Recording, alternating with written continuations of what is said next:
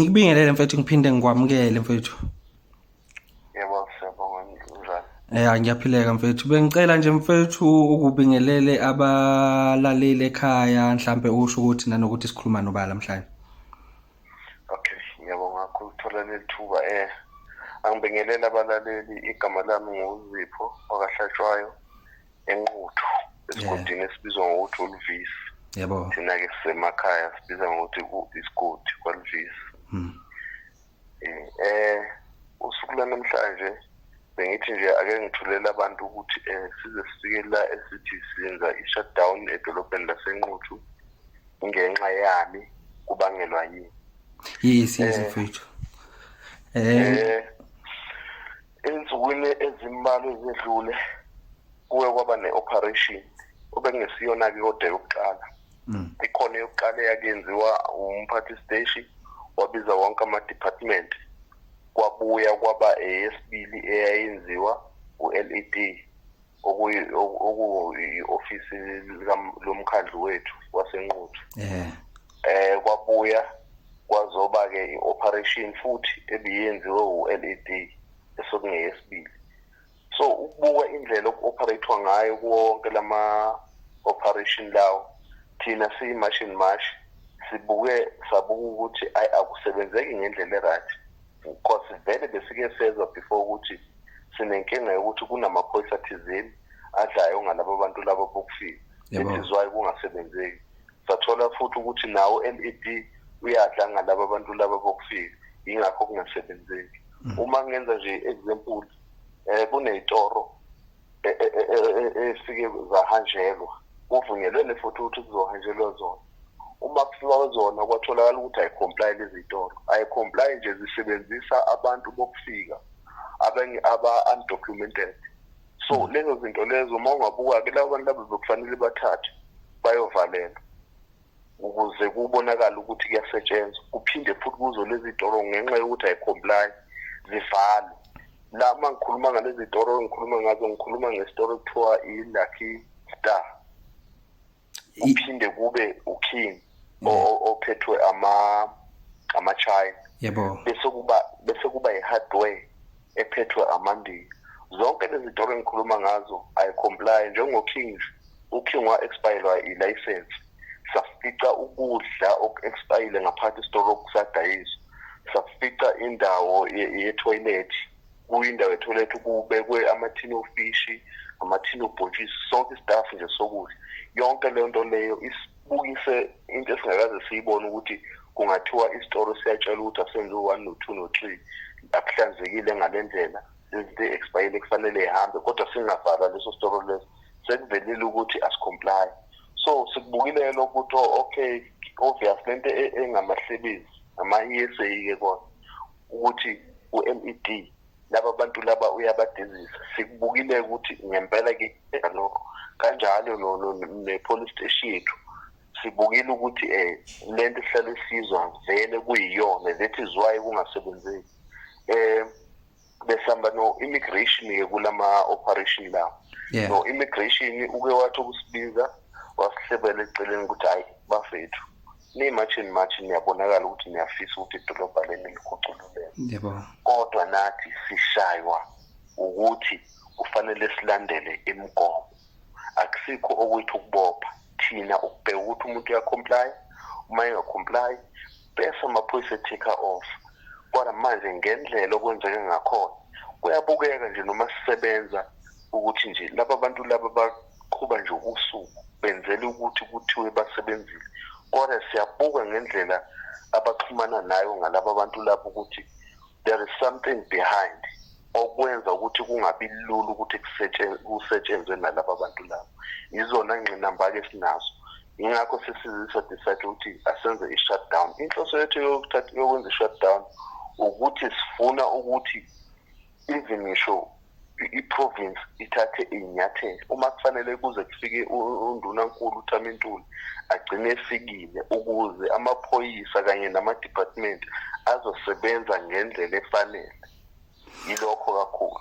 Ngiyakuzwa mfethu. Mhlambe nje ukucacisela ababukeli ekhaya, namhlanje sikhuluma ngendaba ye-March to March ezokwenzeka eNquthu, la khona ekuzobe kwenziwe khona i-shutdown ngeyi-25 kuyo lenyanga lesikuyo August. Mangaphosisi kuzobe kuwumsombuluko njengoba sinayo ubhuti wethu manje emoyeni. Bhuti ngiyakuzwa ubala indaba zezitolo engacomply nanokuthi uzowaveza indaba ukuthi kunezinye angazi noma ngaphosisi ukhulume ngeKing Store wathi ilicense yabo isiyaze ya expire. Mhlambe umbuzo nje singawubheka mfethu ngoba vele kulwiswana nabokufika abakulili ngongekho semthethweni. Mhlambe singathi imapha amabhizinisi eniwabhekayo, nibheka mhlambe lamabhizinisi laba njengabo Kings no Crown noma nibheka nabanye laba abasebenza khona emgwaqeni? Sibheka ama-formal and informal. So okusho ukuthi even nalaba abadayisa emgwaqeni kungaba ilaba abanamasaluni ngoba ngithi thina sinezinto ezibomvu kube khona nama-container. Yebo. So ama-informal trade wonke lawo, so kwawona siyawabheka ngoba into esilandela kakhulu ukuthi uma ungabheka nje ngokomthetho ka-immigration u-section 32.2 othi uma ngabe kuwukuthi uqhamuka ngaphandle uzohweba eSouth Africa, angithi umthetho uthi kufanele at least uinveste 5 million.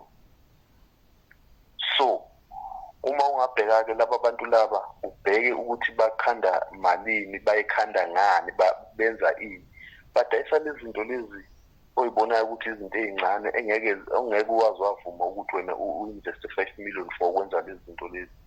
So siyazi thina ukuthi kuna something behind oma snakes lawa abawadayisayo. Cause into esiyibuke kakhulu la eNquthu ukuthi sekugcwele legenge le esiyibiza ngokuthi amaphara. Yes, amaphara adla amaphilisi ene bayafa laba bantu laba, bafa phambi kokuthi sibabuka. Bayafa ngalendlela ongayazi, and siyathola ukuthi idleke eziningi ezabo laba bantu, even nabanamasaluni, even nalaba abanama-container. So nje kahle sibheka zonke, sifuna nje kube nolungiswa ukubona bonke. Into efika ishaye kakhulu ukuthi even noma ngingathoka amaphepha a-straight, kodwa siyazi ukuthi even nawe kukhona okwenzayo wrong. Cause ngizokwenza example ngayo iLucky Star, khona la kuke kwatholakala khona kugezwa amathini kafish, kufakwa ama-brands lawa o-Lucky Star emathini kafish. Bese uzibuza ukuthi ngoba sazi ukuthi amathini kafish kufanele athengwe kuyi-wholesaler abuyezela babezowenzani bona. Leyo nto esinenkinga yayo. Ngiyakuzwa mfethu ulokhunja uveza le ndaba yezidakamizwa ukuthi abanye babo kungenzeka ukuthi bashushumbisa izidakamizwa. Mhlawumbe entweni kanjalo bakhona yini asebeke batholakala ukuthi bashushumbisa izidakamizwa and umthetho walandelelwa ngaleyo ndlela? Ngizobuya ke singakabi i-March and March. Thina siwumphathi wakaLuvisi. Yebo. Ngakho kufelwa yintsha yethu. Ukhona la esathatha khona isinqumo. Kubo laba abadla izidakamizwa. Yebo. Sabahlalisa phansi. Sababuza ukuthi izidakamizwa nithathaphi. Basho ukuthi idayiswa abantu abathile kuyaye kufike iy'moto zabantu bokufika zizodeliver bese ke bona beya kuma-runners beyothenga kubo. Sathi ngiyasiza ngokuthi niye kulawo ma-runners ukuze sizobona ukuthi into ekhona ngempela, bathi hayi singahamba. Ngempela sabe sesikhipha iy'nsiza ezo-4, sakhipha imoto sathi abahambe, thina sabe sinyuka siwumphakathi wakaLuvisi, sanyuka saya khona. Base bathenga ngempela. Uma bethenga sambona sithenge kuyo, sambamba. Bese sihamba naye sithi sifuna ukuyothola ukuthi basupply obani ama-supplier. Yazi into eyenzeka akuphela ngisho 3 minutes sisahamba nje naye kune-story kuthiwa uBrown. Sasiyangezwa khona ngoba sasingafuni ukuthi kuphazamise usebenza kwedolobha. Yebo. Kwabe sekufika amaphoyisa simthana ehamba ngenyawo, amanye ehamba ngamaveni. Afika amthatha lo mfana loyo. Akuphela ngisho usuku bamkhipha. Leyo nto yathi sisikhayinsela ukuthi even namaphoyisa akhona amaphoyisa in charge and akhona amaphoyisa akuvezayo lokho kodwa bese sabela impilo zawo. So nje sine challenge enkulu esingazi ukuthi sizophuma kanjani kuyo. It is why zama ngazo zonke indlela ukuthi uhulumeni wethu akakangenelele phela sibone ukuthi uzofika phi. Yize sibuka ukuthi kunama challenges amaningi. Uma ngakhuluma nje nawe izolo kade siseNewcastle. Yebo. Siyoba nengxoxo no-immigration. But ziningi izinto ezifike zasishaya khona. Sabuka ne-shortage yo-immigration office. Enye into eyenza ukuthi kube nzima ukusebenza la eNquthu. Ngenxa yokuthi bayashoda sasinayo lokho i-office la-immigration la eNquthu ubaba uZulu wagcina eshile even namanje awakaze replace. So sithola ukuthi siba nenkinga enkulu nje yokusebenza. Mfowethu omunye uzobuza umbuzo ukuthi ngingabe lolu uhlelo olubhekelela abahwebi abangekho semthethweni into eyenzeke edolobheni kuphela yini noma kuyabhekwa yini naseyigodini njengoba endaweni zasemakhaya kunezinto ezibizwa ngokuthi igodi nakhona futhi siyathola ukuthi bakhona endaweni kanjalo. So lolu hlelo lwenu ngabe liyabheka yini naseyindaweni ezifana nezigodi? Ngiyabonga kakhulu bhuti wami. Ngiphinde ngene futhi ngizama ukuveza ukuthi ayikho imigudu esingayilandeli. eNquthu sinenkosi uNgobese. Yebo bethu. Okuyiyona esondelene nedolobha. Indawo yayo iyona esingathe idolobha. Sahamba sayoba nengxoxo nayo. Sayichazela ukuthi Nkungebe sinenkinga ka1 no2 no3 ngenxa yedakamizwa. Sinenkinga yama-tuck shop lawa agcwele emakhaya ngenxa yokugulelwa izingane zidla izinto ezirong. Sinenkinga yabantu abahleli ngaphakathi abaqashile abazokutshela ukuthi basebenza eNquthu bayadayisa labo bokufika. Yebo. Inkosi yavele yathi senikuleli point leli engangifisa ukuthi nibe kulo. Kudala ngikhathazekile ngalabo bantu laba bokufika. Ngenxa yokuthi ukungcola kwabo ngiyakubona futhi ngiyakuzwa. Kuyafika nakimi endlebeni ezingihlala eNquthu nginendawo la engisondele kuyo engithola kugcwele abantu ababhema idakamizwa. Ngikhathazekile. Ngicela ukuthi sisebenzisaneni. Ngizonibizela namanye ama-department sizokwazi ukusebenzisana. Wasihlonipha mfethu walibiza zonke induna wayihlalisa phansi wathi izinduna kusukela manje ngicela nisebenzisane nemashini mash ukuze indawo yaseNquthu ephethwe upholi bakaNgobese ibisesimene esiright. Ngiphinde ngibuye futhi ngeyi-13 zayo lenyanga lesikulu. Kade sisenkosini uMlifi nayo futhi esondelene futhi nedolobha. Umrena ngendlela asiwelcome ngakhona sijabule kakhulu ngoba njengoba ngikhuluma nawe nje izolo sithe siya immigration eNewcastle.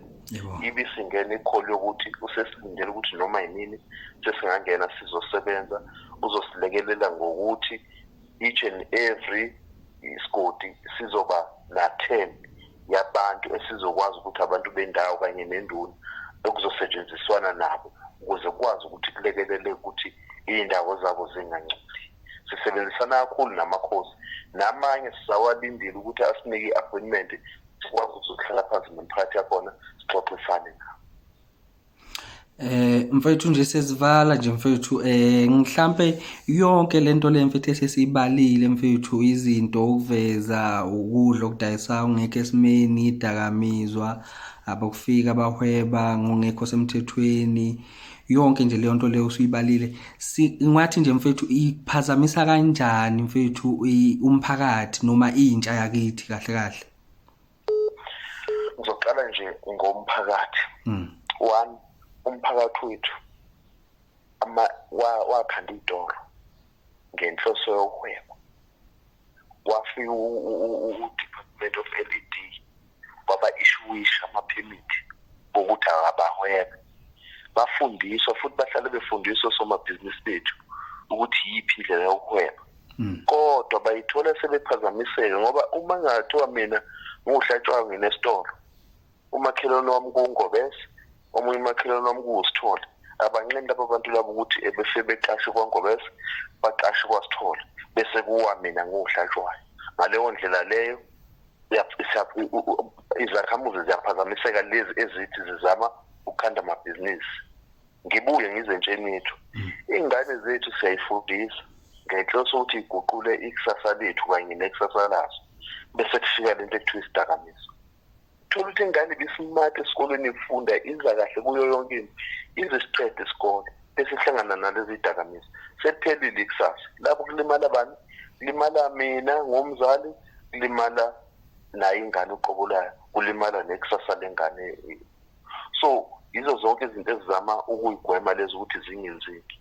Ngibuye ngize kubo-ke ngqola abadayisa edrobheni. Even nakhona edrobheni ubathola bedayisa ama-snacks, bedayisa nje lezi zinto nyana ey'ncane. Kodwa uma uthi uyabheka iy'ngane zabo zifunda kuma-private school, awuyibuze kumbuzo ukuthi uma ngidayisa ama-snacks nawe udayisa ama-snacks, mina ngingakwazi uku-afford ukuthi ingane yami ingene kwi-private school, wenza ngani wena wangaphandle ukuthi ingane yakho ifunde private school? Obvious, kunama-drugs, kufrantwe ngani? Ngawo ama-snacks ngani. Yizo-ke izinto ezizama ukuyibheka-ke lezo esiyibonayo ukuthi ziyasilimaza kakhulu. Ukuwisa kwamabhizinisi abantu abamnyama abayizamelayo ngenxa yokuntuleka kwemisebenzi kanye nokulimala kwey'ngane zethu. Kanjalo nokugula kwazo ngenxa yezinto abayidayisayo expire ezingekho emthethweni okungama-product abazenzela ngo. Mfethu nje bengicela nje mfethu sesivala ukuthi mhlampe mawungasho ukuthi uhlelo lumi kanjani lwangomsombuluko, indlela yenihlele ngayo. Uhlelo lwangomsombuluko lumi kanjena, kuzovalwa yonke imigwaqo engenayo, yonke imigwaqo engenele edrobheni, kuzovalwa zonke iy'toro ngenhloso yokuthi sizwakalise ukuthi aseneme ngendlela okuphathwa ngayo edolobheni lasekhaya. Siphinde sitshengise ukuthi aseneme ngendlela umkhandlu wethu ophethe ngayo. Siphinde futhi sitshengise ukuthi aseneme ngendlela i-police station yethu eyenza ngayo, ngoba into eshaya kakhulu kuze kube manje asiwazi ama-bylaws. Kudala sayikhuluma indaba yama-bylaws, kodwa enquthu uma ngathi njalo ngicela ngendaba yama-bylaws akekho ongakutshela ngayo.